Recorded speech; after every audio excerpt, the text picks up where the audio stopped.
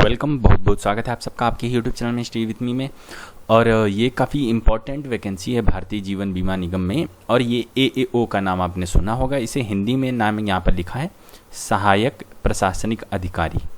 सहायक का मतलब असिस्टेंट, प्रशासनिक का मतलब एडमिनिस्ट्रेटिव, AA और अधिकारी मतलब ऑफिसर। तो मतलब AAO के फॉर्म आ चुके हैं आपके लिए। बड़ी अच्छी वैकेंसी है, 590 करीब 600 वैकेंसी है, 600 वैकेंसी। और ये ऑल इंडिया की वैकेंसी है। भारत का कोई भी बच्चा इसमें अप्लाई कर सकता है। डिटेल में देखेंगे इसके बारे में, किन किन पदों में वैकेंसी, क्या आपकी एजुकेशन होनी चाहिए, फॉर्म फीस कितनी लगने वाली है, आपका जो एग्जाम पैटर्न है वो किससा होने वाला है, और जो आपके एग्जाम में आने वाला वो क्या चीज़ आने वाली है, आप अपना ऑनलाइन फॉर्म कैसे भरेंगे, मतलब कि सारी की सारी डिटेल्स हम इसमें देख लेंगे। और सबसे बड़ी और इम्पॉर्टेंट बात कि भाई आपको जब नौकरी करें तो नगद नारायण कितने मिलेंगे, धन मनी बहुत ज़्यादा ज़रूरी होता है, तो उसे हम ज़रूर देखेंगे। ठीक है, तो चलो शुरुआत कर लेते हैं। और अगर आप प्रथम बार इसे विजिट कर रहे हो हमारे चैनल पर, तो सब्सक्राइब करना आपका परमो धर्म बनता है। ठीक है, तो अब आगे देखते हैं। देखो बच्चों, टोटल वैकेंसी सबसे पहले मैंने आपको बता दी 590। इसमें वैकेंसी करीब 600 वैकेंसी है। अब इसमें बच्चों वैकेंसी की बात आती है, मैं थोड़ा सा इसे स्क्रॉल डाउन करके नीचे करूँगा तो आपको जो है जर्नलिस्ट के लिए इसमें टोटल वैकेंसी है 350 वैकेंसी, मतलब कि AAO जनरल ट्रेड के लिए, ठीक, जर्नलिस्ट के लिए। अब AO IT वाले बच्चों के लिए है 150 वैकेंसी, ठीक है। और अब यहाँ से देख पाएंगे AO CA वाले बच्चों के लिए है 50 वैकेंसी टोटल, ठीक है। और यहाँ से AO बीमा की मतलब कि जो बैंकिंग से रिलेटेड है उन बच्चों के लिए 30 वैकेंसी और राजभाषा के लिए 10 वैकेंसी है, ठीक है। तो इतनी टोटल वैकेंसी जुड़ के होती जाके 590 वैकेंसी। अब इसमें बच्चों कुछ वैकेंसी जो है ना फिजिकली हैंडीकैप्ड बच्चों के लिए रिजर्व है। जैसे कि जर्नलिस्ट जो ट्रेड रहेगी आपकी जनरल रहेगी, तो उसमें क्या है कि 3 सीटें उसमें रिजर्व, तो टोटल इस तरह की 6 सीटें आपके लिए रिजर्व हैं, ठीक है। तो ये इन्होंने दे रखा है कि कौन कौन से बेंचमार्क है। फिजिकली हैंडीकैप्ड मतलब आपको सुनाई कम देता, आपके हाथ पैर में कोई दिक्कत है, तो उस तरह की आपकी सीटें रिजर्व हैं। अभी तो टोटल 92 वैकेंसी बनती है अनरिजर्व वाले बच्चों के लिए। तो इस तरह मैंने आपको बता दी कि इसमें रिजर्वेशन जो है ना अनारक्षित के लिए 92 नहीं, आप यहाँ से देखेंगे अनारक्षित के लिए है 237 वैकेंसी, ठीक है। अनारक्षित वाले हैं ये, ठीक है। अब हम थोड़ा नीचे चलेंगे, इसमें टोटल वैकेंसी 590 हमारी हो गई। अब देखो ये आपके जो मैंने ऊपर बताया कि बेंच में दिव्यांगजनों के लिए सीटें इसमें आरक्षित हैं। तो जैसे LD लिखा है, LD का मतलब चलन दिव्यांगता, ठीक है। VI लिखा है, इसका मतलब दृष्टिबाधिता। तो आप यहाँ से देख सकते हैं, जैसे इसमें लिखा LD, तो LD मतलब ये है, मतलब चलन में फिजिकली में आपको दिक्कत है, तो आपके लिए टोटल 6 सीटें हैं। तो आप वीडियो को पॉज करके आप देख सकते हैं अगर आप इनसे बिलोंग करते हैं। अब थोड़ा सा मैं आपको बता दूं, आपके ऑनलाइन फॉर्म 2 मार्च से शुरू हो जाएंगे और 22 मार्च तक चलेंगे। कितने मार्च से शुरू हो जाएंगे? 2 मार्च से शुरुआत होकर 22 मार्च तक आपके ऑनलाइन फॉर्म चलेंगे, ठीक है। तो ध्यान रखिएगा, आप दिल्ली मत करिएगा, जितनी जल्दी हो सके उतनी जल्दी अपने फॉर्म को भर दीजिएगा, ठीक है। तो अब हम थोड़ा सा और आपको बताएं, आप इसके फॉर्म www.licindia.in पर जाकर आप अपना फॉर्म भर पाएंगे, ठीक है। तो थोड़ा सा और आपको बता दें कि उम्र सीमा की बात जो है ना बड़ी इंपॉर्टेंट होती है। उम्र सीमा के बारे में आपको बता दूं कि आपकी उम्र सीमा 21 से 30 साल, 21 से 30 साल आपकी उम्र सीमा होनी चाहिए। आपकी उम्र सीमा की गणना 1 मार्च 2019 से की जाएगी। कब से की जाएगी? 1 मार्च 2019 से आपकी उम्र सीमा की गणना की जाएगी। तो 21 से 30 साल ध्यान रखिएगा। और छूट किसके लिए है? SC ST वाले बच्चों के लिए 5 साल की छूट, फिजिकली हैंडीकैप्ड वालों को 10 साल की छूट। तो इस तरह जो है ना आपकी इसमें छूटें निर्धारित हैं। आप अगर इन कैटेगरी से बिलोंग करते हैं तो आपको ये छूट जरूर मिलेगी, ठीक है। अब हम थोड़ा सा और आगे देखते हैं। अब आपको बता दें कि जो है ना एजुकेशन क्वालिफिकेशन कितनी होनी चाहिए। अगर आप AAO मतलब असिस्टेंट एडमिनिस्ट्रेटिव ऑफिसर सामान्य मतलब जनरल वाले पद के लिए अप्लाई कर रहे हो, तो आपको सिर्फ ग्रेजुएट होना चाहिए किसी भी सब्जेक्ट से। कोई एक्सपीरियंस की दरकार नहीं है यहाँ पर। विदाउट एनी एक्सपीरियंस किसी भी physics, chemistry, math, geology, biology किसी से भी आप ग्रेजुएट होने चाहिए। आप इस पद के लिए अप्लाई कर लोगे। और सबसे ज़्यादा वैकेंसी इसी AAO जनरल वाले में ही सबसे ज़्यादा वैकेंसी, जो कि मैं आपको ऊपर बता चुका हूँ, ठीक है। अब हम थोड़ा आपको और बताएं, ऊपर लेके चलते हैं। अब यहाँ पर जो है ना आपको सूचना प्रौद्योगिकी मतलब AAO IT वाले में कितनी वैकेंसी, क्या रिक्वायरमेंट है आपकी। तो आपको क्या होना चाहिए? ग्रेजुएट होना चाहिए कंप्यूटर साइंस से। किससे होना चाहिए? कंप्यूटर साइंस से। या आपका IT से होना चाहिए या इलेक्ट्रॉनिक्स से होना चाहिए, ठीक है। तो मैंने आपको बता दी कि आपको जो है ना विश्वविद्यालय से आपको कंप्यूटर साइंस या IT या इलेक्ट्रॉनिक्स में स्नातक डिग्री होनी चाहिए, ठीक है। अगर आपके पास जो है ना कंप्यूटर साइंस IT इलेक्ट्रॉनिक्स से स्नातक डिग्री नहीं है, ठीक है। तो आपके पास अगर कंप्यूटर साइंस से आपने पोस्ट ग्रेजुएशन कर रखी तब भी आप इसके लिए अप्लाई कर पाओगे। अब देखेंगे एओ चार्टर्ड अकाउंट सीए वाले बच्चों के लिए। तो सीए वाले बच्चों के लिए क्या है कि आपकी जो है ना अंतिम परीक्षा पास होने, मतलब कि आपकी डिग्री आपके हाथ में होनी चाहिए। लास्ट ईयर जो है ना आपका एग्जाम दे चुके हो और उसका जो रिजल्ट है आपके पास में होना चाहिए, ठीक है। तो ये बात हो गई। डिग्री विश्वविद्यालय से स्नातक डिग्री आपके पास होनी चाहिए और उम्मीदवार ने संधि लेखाकार संस्थान की अंतिम परीक्षा पास करनी चाहिए और भारतीय संधि लेखाकार संस्थान के अनुसार आर्टिकल्स पूरे किए जाए। उम्मीदवार भारतीय संधि लेखा संस्थान का एसोसिएट सदस्य होना चाहिए। उम्मीदवार को अपनी सदस्यता प्रस्तुत करनी होगी और यह भारतीय संधि लेखाकार संस्थान द्वारा संस्थापित होना चाहिए। तो कहने का मतलब ये कि अगर आप चार्टर्ड अकाउंट के लिए अप्लाई करते हैं तो आपको जो संधि लेखा संस्थान है उससे आपको जो है ना डिग्री प्राप्त होनी चाहिए, आपने उसकी अंतिम परीक्षा पास कर लेनी होनी चाहिए, तभी आप इसके लिए अप्लाई कर पाओगे। अब देखेंगे हम बीमांकित के लिए। तो आपने किसी भी विषय में स्नातक डिग्री पाई हो तो आप इसके लिए अप्लाई कर पाओगे। तो ध्यान रखिएगा, आपने किसी भी, और डेट क्या रहेगी, 1 मार्च से पहले पहले आपके हाथ में डिग्री होनी चाहिए। अभी कुछ बच्चे ये पूछेंगे कि सर जी जो है ना इसमें हम अपीयरिंग वाले बच्चे अप्लाई कर पाएंगे कि नहीं कर पाएंगे। तो मैं आपको बता दूं, अगर आपके 1 मार्च 2019 से पहले पहले आपके हाथ में रिजल्ट होता है तो आप इसके लिए अप्लाई कर पाओगे, ठीक है। अब मैं आपको यहाँ से और बता दूं, ये देखिए राजभाषा के लिए क्या है। राजभाषा के लिए क्या है कि आपको स्नातक स्तर पर अंग्रेजी एक विषय के साथ हिंदी या हिंदी अनुवाद में स्नातकोत्तर डिग्री होनी चाहिए। कहने का मतलब ये है बच्चों कि आप जो है ना स्नातक कर रहे हैं, आप ग्रेजुएट कर रहे हैं, तो उस लेवल पर ग्रेजुएट आपका हिंदी और अंग्रेजी से होना चाहिए, ठीक है। और स्नातकोत्तर मतलब कि पोस्ट ग्रेजुएशन डिग्री आपकी हिंदी में होनी चाहिए, तब आप इसके लिए अप्लाई कर पाओगे, ठीक है। और स्नातक स्तर पर हिंदी एक विषय के साथ अंग्रेजी में स्नातकोत्तर डिग्री, या स्नातक स्तर पर अंग्रेजी एवं हिंदी एक विषय में संस्कृत में स्नातकोत्तर डिग्री। कहने का मतलब, या फिर आप अंग्रेजी में पोस्ट ग्रेजुएट हो, या आप हिंदी में पोस्ट ग्रेजुएट हो, या आप संस्कृत में पोस्ट ग्रेजुएट हो, तभी आप इसके लिए अप्लाई कर पाओगे राजभाषा के लिए, ठीक है।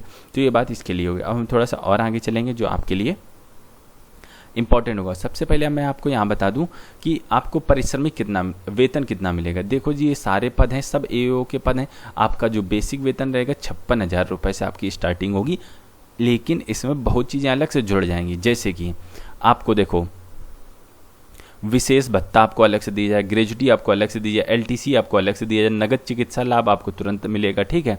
दुर्घटना बीमा आपको तुरंत मिलेगा, ऋण आपको तुरंत मिलने शुरू हो जाएंगे, मील कूपन आपको अलग से मिलेंगे, ब्रीफ केस आपको अलग मिलेगा, लेदर बैग आपको अलग मिलेगा, मोबाइल हैंडसेट आपको अलग मिलेगा, दैनिक समाचार पत्र का अलाउंस आपको अलग मिलेगा, पत्रिकाओं का अलाउंस आपको अलग मिलेगा, चाय कॉफ़ी का अलाउंस आपको अलग मिलेगा, मोबाइल खर्चे का अलाउंस आपको अलग मिलेगा, और जो 56,000 रुपये सीधे आपके अकाउंट में आएंगे वो बात अलग। कहने का मतलब ये कि एक बहुत ही बढ़िया एकदम चौकस नौकरी, जिसे अपनी देसी भाषा में कहें, अगर आप इसके लिए अप्लाई करो और बेहतरीन तैयारी आपको करनी पड़ेगी, क्योंकि ऑल ओवर इंडिया में 590 वैकेंसी है, 590 सिर्फ 600 वैकेंसी है करीब करीब। तो एक अच्छा सा आपको कंपटीशन देखने को मिलता है, ठीक है।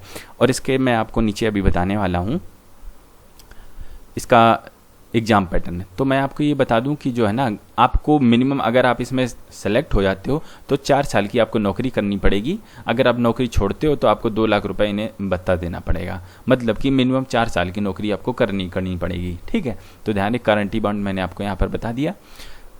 अब हम थोड़ा सा और देख लेते हैं आपके जो है ना फॉर्म फीस के बारे में थोड़ा मैं आपको बता दूं। 600 रुपये सभी जनरल उम्मीदवारों से, और जो है रिजर्व कैटेगरी उनसे जो है ना 100 रुपये की फॉर्म फीस इसमें है। अब चयन प्रक्रिया की बात कर लेते हैं। चयन प्रक्रिया बच्चों कुछ ऐसी होने वाली है, एक तो प्रारंभिक परीक्षा, फिर मुख्य परीक्षा, फिर देन आफ्टर इंटरव्यू आपका। तो प्रारंभिक परीक्षा की बात करेंगे। देखिए, प्रारंभिक परीक्षा जो होगी ये आपकी जो है ना अंग्रेजी और हिंदी दोनों भाषाओं में कराई जाएगी, और जो है ना इसका कोई रैंक, जो इस पर आप नंबर निकालेंगे, वो जो फाइनल मेरिट लिस्ट बनेगी इसका कोई पार्ट नहीं होगा, जो सेकंड वाली होगी उसी का बस पार्ट होगा, ठीक है। ये सबको एक समान है, सारे बच्चों को इससे देना है, और इसके बारे में आपको आप sarkarisyllabus.com पर भी देख सकते हैं, मैं उसका लिंक नीचे दे दूंगा। तो यहाँ पर मैं मोटी मोटी बात आपको बता देता हूँ कि देखो, तार्किक क्षमता पूछी जाएगी, मतलब रीजनिंग, ये गणित और ये अंग्रेजी भाषा, ठीक है। तो ये देख लीजिए आप, प्रश्न 35 और इसके 30 प्रश्न आएंगे। तो इसी तरह आपके 35 नंबर, एक क्वेश्चन 1 नंबर का रहेगा आपका, ठीक है। और आपको न्यूनतम लेके आने हैं 18 नंबर, और इसमें 10 नंबर लेके आने। आपको टाइम 20-20 60, मतलब 1 घंटे का टोटल टाइम रहेगा। और आपके जो है ना प्रश्न 100 प्रश्न रहेंगे, और आपके जो है ना क्या होगा, अधिकतम अंक 70 रहेंगे। ठीक है, तो इस तरह की जो है ना बात हमने कर ली। अब थोड़ा सा मैं आपको और बताऊं, ये हमारी प्रथम परीक्षा की बात हो गई। अब हम मुख्य परीक्षा की बात कर लेते हैं। ठीक है, मुख्य परीक्षा में 300 अंकों की वस्तुनिष्ठ परीक्षा होगी। ठीक है, और 25 अंकों की वर्णनात्मक परीक्षा शामिल होगी। वस्तुनिष्ठ और वर्णनात्मक परीक्षाएं दोनों ऑनलाइन ही, मतलब कि वर्णनात्मक जहां आपको वर्णन करना होता है। ठीक है, प्रत्येक भाग की वस्तुनिष्ठ परीक्षा के लिए अलग समय होगा। उम्मीदवार को कंप्यूटर पर टाइपिंग द्वारा वर्णनात्मक परीक्षा उत्तर देना होगा। कहने का मतलब ये है, पहले जैसे आप पेपर में जाके अपना बैठते हो, जैसे कक्षा 10 के आपने एग्जाम दी तो वहाँ पेपर मिलता है, कॉपी मिलती है, आप वहाँ पर लिख देते हो। वस्तुनिष्ठ तो आप जानते हैं, एक प्रश्न उसके 4 ऑप्शन, कोई एक ऑप्शन उसका सही, आपने उसमें टिक कर दिया। परंतु वर्णनात्मक परीक्षा वो परीक्षा होती है जिसमें आपको लिखना पड़ता है।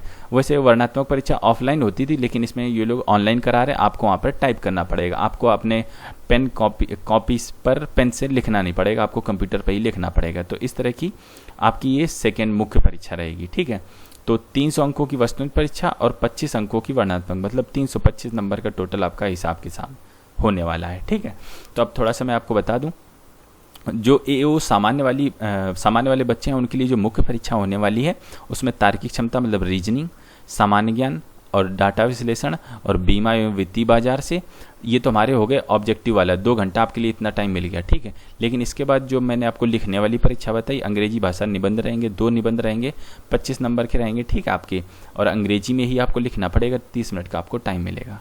ठीक है, तो ये बात हो गई।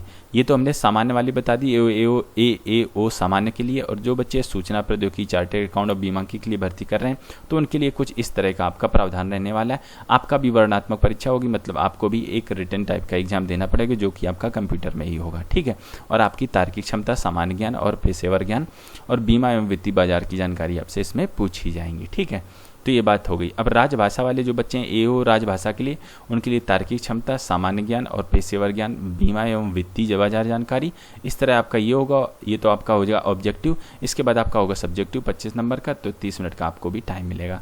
तो इस तरह हमने आपको बता दी, जो इसका एग्जाम पैटर्न जो कि बड़े हैं इंपॉर्टेंट होता है, इसके लिए मैंने आपको इसमें गाइड कर दिया। ठीक है, और इसकी डिटेल जानकारी आपको सरकारी सिलेबस .com पर जाकर आपको मिल जाएगी शुद्ध भाषा में। ठीक है, अब ये बात होगी, जब आपका ये हो गया, ठीक है, आपने रिटन एग्जाम के बारे में अच्छे से देख लिया। ठीक है, तो आपका जो प्रारंभिक एग्जाम था और जो आपका रिटन एग्जाम जो फाइनल मेंस जिसे कहते हो, ठीक है, मेंस हो गया आपका। तो इस तरह आपका जो ना नंबर इसमें आएंगे, उसी के अनुसार आपको जो है ना स्कोर बनाया जाएगा, एक फाइनल मेरिट लिस्ट बनाई जाएगी आपकी। अगर आप उस मेरिट लिस्ट में आ जाते हैं तो बस आपका सिलेक्शन जो है ना पक्का यहाँ से हो जाता है। एक चरण और इसका बचेगा, सिर्फ जो मेरिट बचेगी, जो आपकी मेरिट बनेगी, जो आपका मुख्य परीक्षा होगी, मुख्य परीक्षा के आधार पर आपकी मेरिट लिस्ट बनाई जाएगी। जो प्रथम परीक्षा वो सबके लिए कॉमन है, बस आपको मिनिमम अंक लेके आने, लेकिन मुख्य परीक्षा में जितने आप लेके आएंगे उसी के आधार पर मेरिट बनेगी। और आपका जो है ना साक्षात्कार भी होगा, साक्षात्कार के लिए आपको बताया जाएगा, आपका एडमिट कार्ड टाइप का आएगा, वहाँ पर आपका अधिकतम साक्षात्कार के अंक 60 है। और इसमें जो है ना अगर आप फिजिकल हैंडीकैप बच्चे हैं तो आपको 30 अंक आपके लिए निर्धारित हैं। तो इस तरह आपका जो है ना इंटरव्यू हो जाने के बाद जो फाइनल मेरिट लिस्ट बन जाएगी, फिर उसके बाद आपका एक मेडिकल होगा छोटा सा। ठीक, अगर आप मेडिकल में फिट हो जाते हैं तो बस आपकी जो ना कुछ दिनों में ज्वाइनिंग आ जाएगी और आपका जो है ना काम शुरू हो जाएगा, आपकी नौकरी पक्की हो जाएगी। और ऑनलाइन आवेदन कैसे करें मैंने ऊपर वेबसाइट बताई दी, आप उस वेबसाइट पर जाकर अपना फॉर्म भर सकते हैं। ठीक है, और नीचे देख लेते हैं कुछ अगर इंपॉर्टेंट बातें होती हैं तो मैं आपको यहाँ पर बता देता हूँ। और मुझे तो नहीं लगता हमने सारी चीज़ें डिस्कस कर ली हैं। और ऑनलाइन के लिए मैंने आपको बता दिया www.licindia.com पर जाकर .in पर जाकर आप अपना ऑनलाइन फॉर्म भर पाएंगे। ठीक है, तो इस तरह ये वैकेंसी जो है ना समाप्त होती है। मैंने इसके बारे में सारी चीज़ें बता दी। कुछ और जानना पूछना चाहते हो आप कमेंट कर सकते हो। इस वीडियो में इतना ही, हम आपसे मिलते हैं अगले वीडियो, तब तक के लिए वंदे मातरम।